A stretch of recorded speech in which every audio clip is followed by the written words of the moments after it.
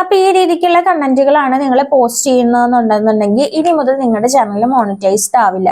അഥവാ ഈ കണ്ടന്റുകളൊക്കെ യൂസ് ചെയ്തിട്ട് നിങ്ങളുടെ ചാനൽ മോണിറ്റൈസ്ഡ് ആയിട്ടുണ്ട് എന്നുണ്ടെങ്കിൽ അത് ഡിമോണിറ്റൈസ്ഡ് ചെയ്യും എന്നാണ് യൂട്യൂബ് പറയുന്നത്. അപ്പം നമ്മുടെ ഇങ്ങനെയുള്ള കണ്ടന്റ് പോസ്റ്റ് ചെയ്യുന്ന ചാനൽസ് ഒന്നും ഇനി മോണിറ്റൈസ്ഡ് ആകില്ല. അല്ലാന്നുണ്ടെങ്കിൽ ഇപ്പം മോണിറ്റൈസ്ഡ് ആയിട്ടുണ്ടെങ്കിൽ പോലും നിങ്ങളുടെ മോണിറ്റൈസേഷൻ ഡിമോണിറ്റൈസ്ഡ് ആവാനുള്ള ചാൻസ് ഉണ്ട് എന്നാണ് പറയുന്നത്. അല്ലെങ്കിൽ ഡിമോണിറ്റൈസ്ഡ് ആകും കേട്ടോ. Hi hello, welcome back to my YouTube channel. നമ്മുടെ ഇന്നത്തെ ചാനലിലെ പുതിയൊരു വീഡിയോയിലേക്ക് നിങ്ങൾക്ക് എല്ലാവർക്കും സ്വാഗതം. അപ്പോൾ ഇന്ന് നമ്മൾ ഡിസ്കസ് ചെയ്യാൻ പോകുന്ന ഒരു കാര്യം എന്ന് പറയുന്നത്, നിങ്ങൾക്കറിയാം ന്യൂ അപ്ഡേഷൻ യൂട്യൂബിൽ വന്നിരിക്കുകയാണ്. അതെങ്ങനെയാണ് നമ്മളെ ബാധിക്കുന്നത് ആസ് എ കണ്ടന്റ് ക്രിയേറ്റർ എന്ന രീതിക്ക് എന്നാണ് നമ്മളുടെ ഇന്നത്തെ ടോപ്പിക് എന്ന് പറയുന്നത്. അപ്പോൾ നമുക്ക് ഒട്ടും ലാഗാക്കാതെ വീഡിയോയിലോട്ട് പോകാം. അതിനു മുൻപ് നമ്മുടെ ചാനൽ ആരെങ്കിലും സബ്സ്ക്രൈബ് ചെയ്യാതെ കാണുന്നുണ്ടെങ്കിൽ ഒന്ന് സബ്സ്ക്രൈബ് ചെയ്ത് സപ്പോർട്ട് ചെയ്യുക. ഇതുപോലെ യൂട്യൂബിൻ്റെ ടിപ്സും കാര്യങ്ങളൊക്കെ നിങ്ങൾക്ക് മനസ്സിലാകുന്ന രീതിക്ക് ഷെയർ ചെയ്ത് ഞാൻ വരുന്നതാണ്. അപ്പോൾ നമ്മുടെ ചാനൽ ഇഷ്ടപ്പെടുകയാണെന്നുണ്ടെങ്കിൽ നിങ്ങൾ ലൈക്ക് ചെയ്യുക, സപ്പോർട്ട് ചെയ്യുക, സബ്സ്ക്രൈബ് ചെയ്യുക. ഓക്കെ, നമുക്ക് നേരെ വീഡിയോയിലോട്ട് പോകാം.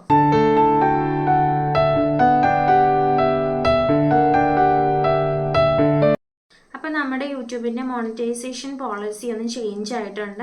ഇനി 4000 വാച്ച് അവറും 1000 സബ്സ്ക്രൈബേഴ്സും മാത്രം പോരാ കണ്ടന്റ് ക്രിയേറ്റർ എന്ന രീതിക്ക് നിങ്ങളുടെ ചാനൽ മോണിറ്റൈസ്ഡ് ആകാൻ. ഇത്തരം കണ്ടന്റുകളൊക്കെ പോസ്റ്റ് ചെയ്യുകയാണെന്നുണ്ടെങ്കിൽ ഈ 4000 വാച്ച് അവറിലോ 1000 സബ്സ്ക്രൈബേഴ്സിലോ ഒരു കാര്യമില്ല എന്നാണ് യൂട്യൂബ് പറയുന്നത്. അപ്പോൾ ഈ പോളിസീസ് ചേഞ്ച് ആയിട്ടുള്ളത് ഏത് രീതിക്കാണെന്നുള്ള കാര്യങ്ങളൊക്കെ പറയാം. ആദ്യമായിട്ട് ഒരു കാര്യമെന്ന് പറയുന്നത്, നിങ്ങൾ പോസ്റ്റ് ചെയ്യുന്ന വീഡിയോയ്ക്ക് ഒരു ഒറിജിനാലിറ്റി ഉണ്ടായിരിക്കണം.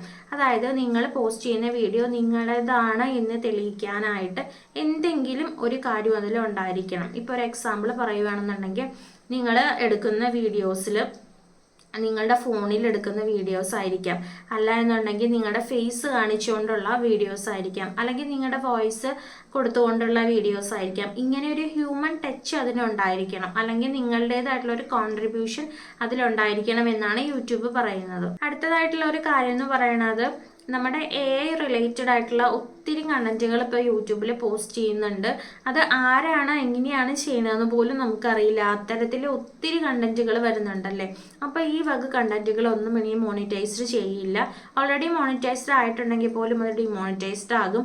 കാരണം എന്ന് വെച്ചിട്ടുണ്ടെങ്കിൽ ഇത് AI റിലേറ്റഡ് ആണല്ലോ. ഇവിടെ ഒരു ഹ്യൂമൻ ടച്ച് വരുന്നതായിട്ട് യൂട്യൂബിൽ കാണുന്നില്ല. ഇപ്പോൾ നിങ്ങൾ ഉണ്ടാക്കിയിട്ടുള്ള വീഡിയോ ആണെങ്കിൽ പോലും അത് മറ്റ് ചാനൽസുകളിലും ഇതേ കഥയും കാര്യങ്ങളും സ്ക്രിപ്റ്റും ഒക്കെ വരുന്നതായിട്ട് കാണാം. അപ്പോൾ ഒന്നുകിൽ പുതിയ വീഡിയോസ് അപ്ലോഡ് ചെയ്യുന്ന സമയത്ത് നിങ്ങളുടേതായിട്ടുള്ള ന്യൂ സ്ക്രിപ്റ്റും കാര്യങ്ങളൊക്കെ കൊടുക്കേണ്ടതുണ്ട്. അതുപോലെ തന്നെ AI വോയിസ്, AI വീഡിയോസ് ഇതൊന്നും ഇനി മുതൽ അലൗ ചെയ്യുന്നതല്ല. അപ്പോൾ ഈ കാര്യങ്ങളൊക്കെ കണ്ടന്റുകളായിട്ട് പോസ്റ്റ് ചെയ്യുന്ന ചാനൽസ് ഇനി മുതൽ ശ്രദ്ധിക്കുക. ഇത്തരം വീഡിയോസ് യൂട്യൂബ് ഡിമോണിറ്റൈസ്ഡ് ആക്കും, അല്ലെങ്കിൽ ഇനി മുതൽ നിങ്ങളുടെ ചാനൽ മോണിറ്റൈസേഷൻ ആകില്ല. അതുപോലെ തന്നെ അടുത്തൊരു കാര്യം എന്ന് പറയുന്നത്, നിങ്ങൾ ഒരേ രീതിക്കുള്ള ടെംപ്ലേറ്റുകളും അതുപോലെ തന്നെ കണ്ടന്റൊക്കെ ക്രിയേറ്റ് ചെയ്യുന്ന ആൾക്കാരാണെന്നുണ്ടെങ്കിൽ അത്തരം ചാനൽസും ഇനി മുതൽ മോണിറ്റൈസ്ഡ് ആകില്ല എന്നാണ് പറയുന്നത്.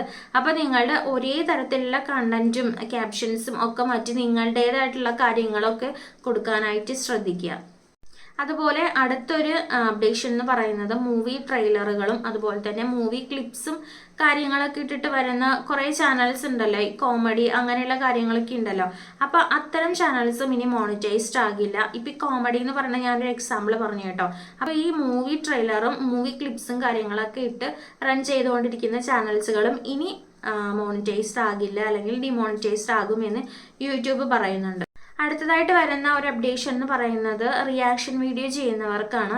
ഈ റിയാക്ഷൻ വീഡിയോ ചെയ്യുന്നവർക്ക് ഏത് രീതിയിലും റിയാക്ഷൻ ചെയ്യാമെന്നുള്ള പോളിസിയൊന്നും ഇനി നടക്കില്ല.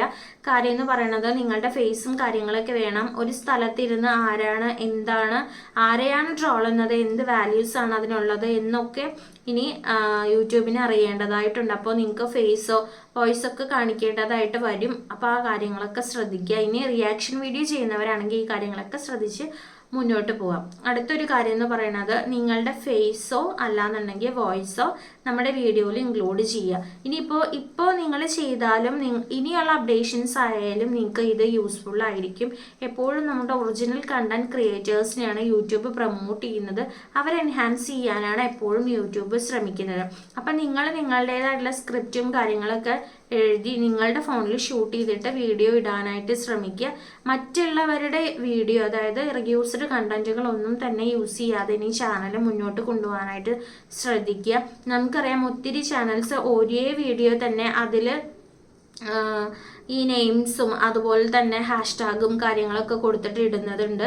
അപ്പോൾ അതുപോലുള്ള കാര്യങ്ങളൊക്കെ ഇനി മാറ്റി നിർത്തിയിട്ട് നിങ്ങൾ നിങ്ങളുടേതായിട്ടുള്ള ക്രിയേറ്റിവിറ്റി എൻഹാൻസ് ചെയ്ത് വീഡിയോസ് അപ്ലോഡ് ചെയ്യാനായിട്ട് നോക്കുക. ഇനി ഷോർട്സിൽ വരുന്ന ഒരു അപ്ഡേഷൻ എന്ന് പറയുന്നത്, ഷോർട്സിൽ നിങ്ങൾ വീഡിയോസ് അപ്ലോഡ് ചെയ്യുന്ന സമയത്ത് യൂഷ്വലി നമ്മൾ എല്ലാവരും യൂസ് ചെയ്യുന്നതാണ് യൂട്യൂബിൻ്റെ മ്യൂസിക്.